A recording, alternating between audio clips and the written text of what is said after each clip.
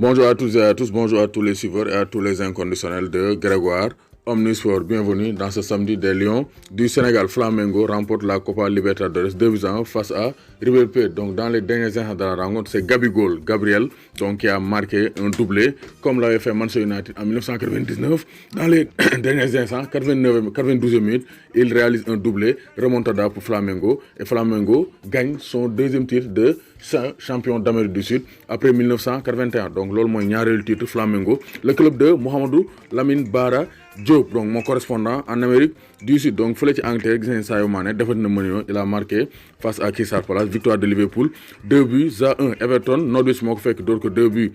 Ismaïla Sarr qui est rentré en tant que remplaçant. Ismaïla Sarr joué en tant que remplaçant. Burnley moo leen fekki seen dëkk door leen bañ tëdd 3-0. Chelsea City moo ko door 2-1. Donc City donc seen ndoxum City bi neexul faj. Liverpool moo mën ci ñoom dara, mais City donc dañoo dóor Chelsea 2-1. fële ci Espagne Real dafa dóor 3-1 après la victoire du Barça de Moussa Wagué 2-1 face à Leganés. Donc ñoom ñaar toujours mano à mano à la tête de la Liga. Donc classico décembre bi, ça sera un classico à grands enjeux parce que ku gagné rek tu seras le seul leader de la Liga. fële ci Italie, Juve sans Cristiano Ronaldo avec Gonzalo Higuain ñoo dóor Atalanta Bergame 3-1. Napoli ak Milan bu Kamaman Thiam et Jim Momar dañoo nul 1 partout. Donc Koulibaly titulaire, donc nul encore 1 partout. Donc mauvaise donc entame de saison du Napoli. Donc Inter moo dóor Torino 3-0. Donc Juve premier, Inter deuxième. fële ci Allemagne Schalke 04 sans Salif Sané ñoo fekk Werder dóor ko 2-1.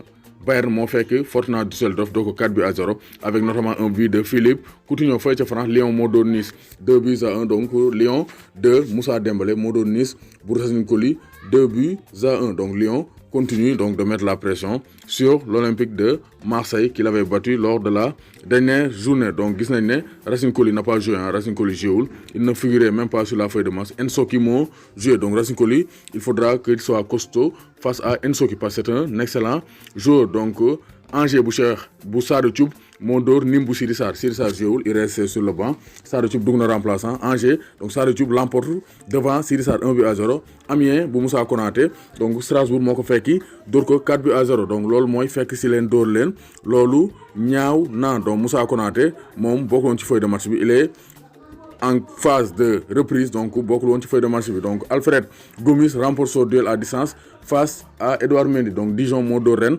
2-1. donc Mbaye Niang joué na, Alfred Gomis joué na du côté de Dijon, Edouard Mendy joué na du côté de Rennes. donc Alfred Gomis remporte son duel devant Edouard Mendy 2-1. donc match bu Habib Diallo, Opanguet et Ibrahima Niane dañoo nul 1 partout face à Stade de Reims de Boulaye Dia. donc benn Sénégalais dugalu, donc Nosraoré le Malien moo dugal le but du FC Metz. fële ca Pays-Bas Fortuna Sittard bu Amadou Ciss dañ ko dóor Zwolle moo ko dóor, donc moo ko dóor 3-1. donc Amadou Ciss a joué de même que Bassala Sambou, mais Amadou Ciss a écopé d'un carton rouge, donc dañ ko tamaate mu dem ñibbi. donc Amadou Ciss a été battu de même que Bassala Sambou. Charlton Athletic deuxième division Angleterre, Charlton Athletic bu Naby Sarr sur le banc dafa nul 2 partout ak Cardiff bu Arma Traoré. donc Stoke City moo dóor Wigan Athletic 2-1. donc Stoke City avec Pape Badou Ndiaye et Mame Birame Diouf. Mame Birame Diouf a marqué ça c'est un événement. Mame Birame Diouf gën naa dugal. Mame Birame Diouf marque son premier but de la saison avec Stoke City. Lui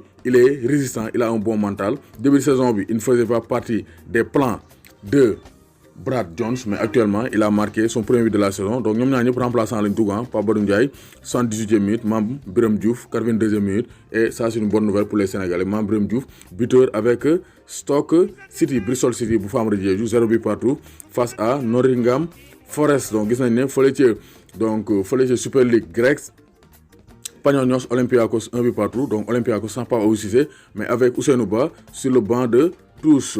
donc Lens Ligue 2 française, Lens dafa dóor Sochaux bu Omar Daf 4-0. donc Lens censé sénégalais Arial Mendy ou bien Cheikh Kody Sène moo dóor Sochaux bu Omar Daf 4-0. donc ça c'est une lourde défaite pour cette 15e journée de Ligue 2 française. donc Zurich moo dóor Lucerne, FC Lucerne bu Ibrahima Ndiaye Messi 3-0.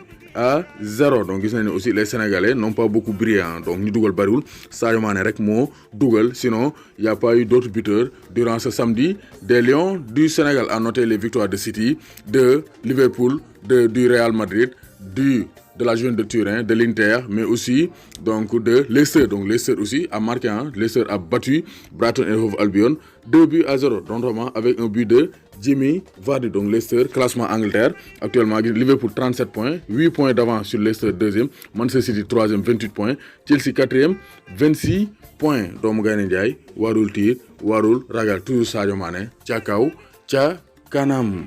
N'oubliez pas de vous abonner, de abonner chaîne YouTube Grégoire, d'aimer, de partager vidéo yi. Tam leen aussi compte Instagram Grégoire.